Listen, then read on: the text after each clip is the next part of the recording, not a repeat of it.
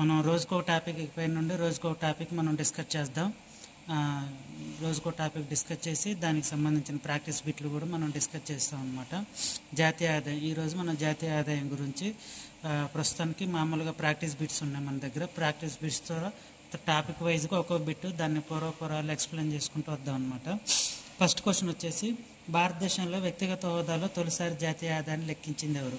భారతదేశంలో వ్యక్తిగత హోదాలో జాతీయ ఆదాయాన్ని లెక్కించింది వచ్చేసి మొట్టమొదటిసారిగా డాక్టర్ దాదాబాయి నవరోజీ అనమాట. దాదాబాయి నవరోజీ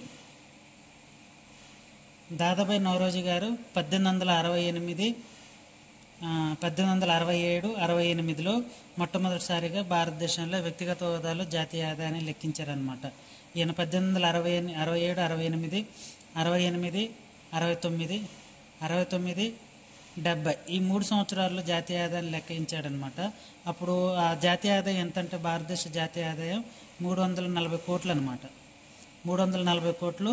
అప్పుడు జనాభా ఎంతంటే భారతదేశ పాపులేషన్ ఎంతంటే అప్పుడు 17 కోట్లు. అప్పుడు పర్ క్యాపిటల్ ఇన్కమ్ ఎంతంటే పర్ క్యాపిటల్ ఇన్కమ్ 20 రూపాయల 10 అన్నాలు. 20 రూపాయల 10 అన్నాలు అనమాట. 10 అన్నాలు. అప్పుడు అన్నాలు పావులాలు 10 పైసలు ఉన్నాయి కదా, అప్పుడు 20 రూపాయల 10 అన్నాలు అనమాట భారతదేశంలో తలసరి ఆదాయం. అప్పుడు జాతీయ ఆదాయం వచ్చేసి 340 కోట్లు.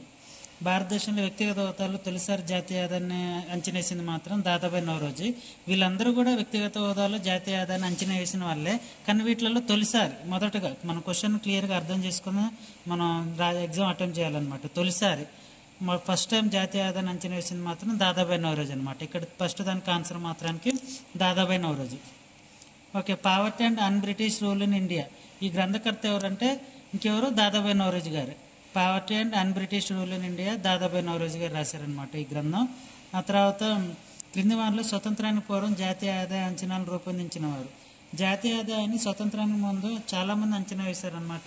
ఇందులో వీళ్ళందరూ ఉన్నారు: Naoroji, Atkinson, William Digby, Warren David, గిప్పన్, షిండే, షిరాఫ్ వీళ్ళందరూ కూడా భారతదేశంలో వ్యక్తిగత స్వతంత్రానికి పూర్వం జాతీయ ఆదాయాన్ని అంచనా వేశారు. ఇక్కడ మూడో దానికి ఆన్సర్ వచ్చేసి 4. Wealth and taxable capacity of India. మనకి ఎకానమీలో వచ్చేసరికి బుక్స్ రైటర్ నేమ్స్ కూడా అడుగుతారనమాట. ఇది చాలా important. Wealth and taxable capacity of India గ్రంథకర్త ఎవరంటే షాన్ కంబట్ట. బారింగ్ అండ్ డేవిడ్ జాతీయ ఆదాయ అంచనాలు ఏ సంవత్సరంలో వేశారు? బారింగ్ అండ్ డేవిడ్ జాతీయ ఆదాయ అంచనాలు ఏ సంవత్సరం వేశారంటే 1888లో వేశారు. భారతదేశంలో జాతీయ ఆదాయాన్ని తొలిసారి శాస్త్రీయ పద్ధతిలో అంచనా వేసింది. ఇక్కడ దాదాబాయి నవరోజీ గారు జాతీయ ఆదాయాన్ని తొలిసారి అంచనా వేశారు, కానీ శాస్త్రీయ పద్ధతిలో కాదు. ఇక్కడ జాతీయ ఆదాయం తొలిసారి శాస్త్రీయ పద్ధతిలో అంచనా వేసింది ఎవరంటే డాక్టర్ వికేఆర్వి రావు. డాక్టర్ వికేఆర్వి రావు జాతీయ ఆదాయాన్ని రెండు వర్గాలకు విభజించాడు అనమాట. రెండు వర్గాలు. ఒకటి ఏంటంటే వ్యవసాయ రంగం, రెండోది వచ్చేసి పారిశ్రామిక రంగం. ఈ రెండు రంగాలుగా వర్గీకరించి భారతదేశ జాతీయ ఆదాయాన్ని అంచనా వేశాడు. ఎప్పుడు? 1931-32లో అనమాట. అప్పుడు అంచనా వేసినప్పుడు భారతదేశ జాతీయ ఆదాయం ఎంత ఉందంటే 1680 కోట్లు ఉంది. 1680 కోట్లు ఉంది. తలసరి ఆదాయం ఎప్పుడు ఎంత అంటే పర్ క్యాపిటల్ ఇన్కమ్ ఎంత అంటే అప్పుడు 62 రూపాయలు అనమాట. అర్థమవుతుందా? దాదాబాయి నవరోజీ గారు అంచనా వేసినప్పుడు ఏమో జాతీయ ఆదాయం 340 కోట్లు, తలసరి ఆదాయం 20 రూపాయలు 10 అన్నాలు. డాక్టర్ వికేఆర్వి రావు అంచనా వేసినప్పుడు 1680 కోట్లు, తలసరి ఆదాయం 62 రూపాయలు అనమాట. అర్థమవుతుంది. ఈయన శాస్త్రీయ పద్ధతిలో జాతీయ ఆదాయాన్ని రెండు వర్గాలుగా విభజించాడనమాట. ఒకటి పారిశ్రామిక వర్గం, 2 వ్యవసాయ రంగం అనమాట. 2 రంగాలుగా విభజించి ఈయన జాతీయ ఆదాయాన్ని అంచనా వేశారు. అయితే ప్రస్తుత ఆధార సంవత్సరం జాతీయ ఆదాయాన్ని అంచనా వేసేటప్పుడు ఆధార సంవత్సరం ఇది present fixed cost and current prices market prices and constant ప్రైజెస్లో జాతీయ ఆదాయాన్ని అంచనా వేస్తారనమాట. దీంట్లో ఇప్పుడు ప్రస్తుత ఆధార సంవత్సరం ఏదంటే 2011-12. 2011-12 అని ఎప్పుడు నిర్ణయించారంటే 2015లో ఒక కమిటీ వేస్తారనమాట. ఏం కమిటీ? కె. సుందరం కమిటీ.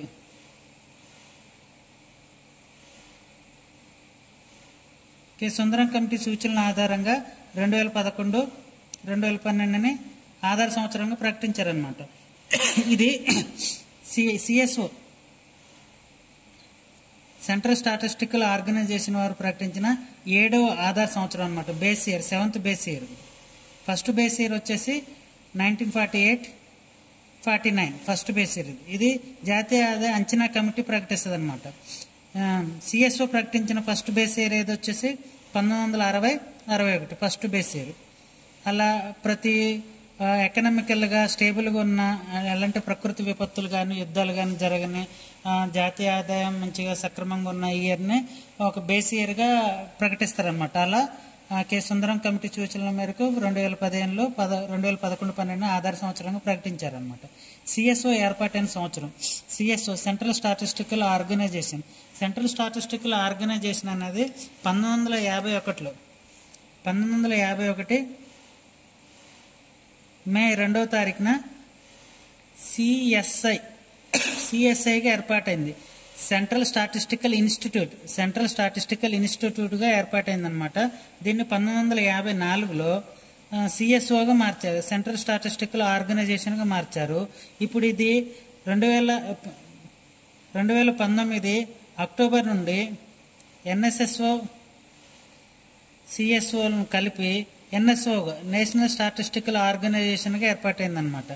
అయితే ఇప్పుడు జాతీయ ఆదాయాన్ని అంచనా వేసేది మాత్రం ఎన్ఎస్ఓ. ఈ ఎన్ఎస్ఓ ఎప్పటి నుండి వచ్చిందంటే 2019 అక్టోబర్ నుండి వచ్చిందనమాట. 2019 అక్టోబర్ నుండి. ఓకేనా. మన దేశంలో తొలి ఆధార సంవత్సరం ఇందాక మనం డిస్కస్ చేసాం.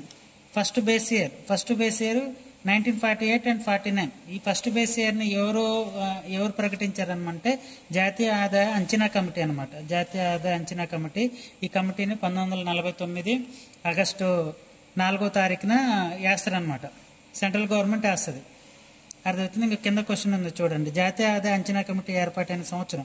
జాతీయ ఆదాయ అంచనా కమిటీ ఏర్పాటైన సంవత్సరం 1949 ఆగస్టు 4వ తారీఖున ఏర్పాటైందనమాట. జాతీయ ఆదాయ అంచనా కమిటీలో మొత్తం 3 సభ్యులు ఉన్నారు. ఆ 3 సభ్యుల పేర్లు కూడా చాలా ఇంపార్టెంట్ మనకి. గ్రూప్ 1, గ్రూప్ 2 ఆ రేంజ్లో మనకి ఆ 3 సభ్యుల పేర్లు కూడా అడుగుతారనమాట. ఆ 3 సభ్యుల్లో చైర్మన్ ఎవరంటే డాక్టర్ మెహలనోబిస్.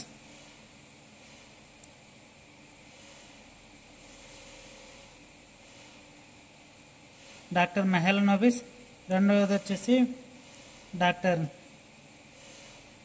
వికే.ఆర్వి రావ్. మూడవది వచ్చేసి డాక్టర్